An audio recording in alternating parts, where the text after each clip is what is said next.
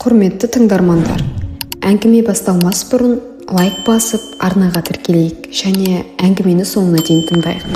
Ата-анам тұңғышым үйленді деп барын шашты. Өзіміз ауылда тұратындықтан 10 шақты сиырымыз, бір үйір жылқымыз болатын. Майысып отырып шай құятын келіншегіме қарап жүріп риза болатынмын.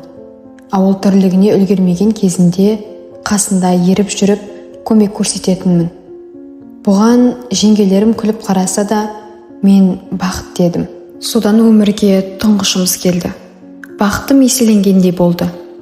Біресе кішкентай қызыма, біресе келіншегіме қарап, жұмыстан шаршағанымды да ұмытып кететінмін.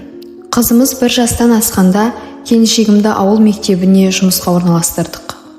Бәленің бәрі осы жерден басталды. Келіншегім жұмыстан шаршап, үй тірлігіне де селқос қарауды шығарды. Оның үстіне ара қатынасымыз бұрынғыдай емес.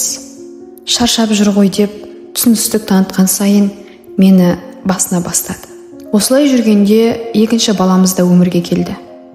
Декреттік демалысын зорға өткізген әйелім баламыз жасқа толмай жұмысқа шығып кетті.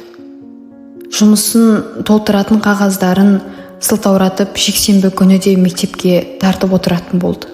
Осылай жүріп мен 15 күндік вахталық жұмысқа ауыстым. Кешкілік хабарлассам үнемі бос емес.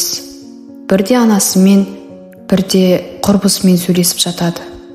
Ал үйіме сағынып келгенде түрлі сылтаумен жанына жақындатуды да қойды. Бір күні достарыммен жиналып сыралаттық. Біраз бөтелгенің түбіне жеткенімізде сөзден сөз шығып, бір досым менің әйелімнің көзіме шөп салып жүргенін айтты. Оны ауылда менен басқалардың бәрі білетін болып шықты. Ашумен үйге келіп, шу шығардым да әйелімді оңдырмай сабап тастадым.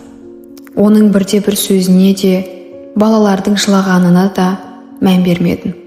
Ішім удай ашып, еріксіз жыладым. Осылай жатып, ұйықтап кетіппін. Түсте бірақ ояндым.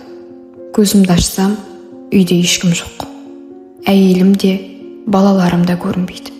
Сөйтсем, әйелім ұл мен қызымды алып төркінге тартып кетіпті. Ал түстен кейін анасы хабарласып, аузына ақ ит кіріп, көк ит шығып, қызын ажыратып алатынын айтты да тұтқаны тастай салды. Мен мәселенің анық қанығына жетпей, шу шығарғаныма өкінгенмен болмады. Анасы қызды медициналық сараптамаға да беріпті. Онсыз да менің ұрғаным көгерген денесінен көрініп ақ тұр. Ортаға әке-шешем араласқанынан ештеңе шықпады. Ақыры ажырасып тындық. Арада айлар өтіп, бала-шағамды сағына бастадым. Қайтадан әйеліме түрлі сылтау айтып хабарласып, екеуміз жасырын кездесуді бастадық.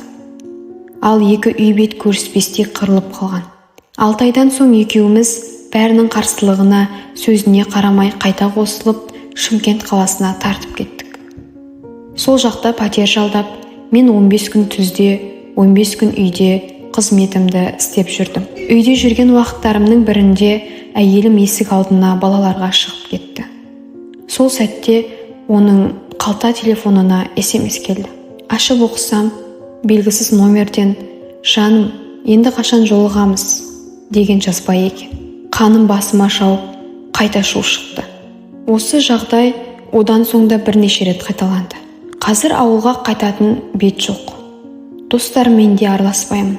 Күйігімнің бәрін ішімдікпен басып, өмір сүрудемін. Балаларым үшін әйеліммен бірге тұрамын. Ал оған менің өлі тірі екенім бәрібір секілді. Өмірден шаршадым. Әңгіме осымен соңына жетті. Егер де ұнаса ерінбей лайк басып, пікір қалдыруды ұмытпайық. Көріскенше күн жақсы.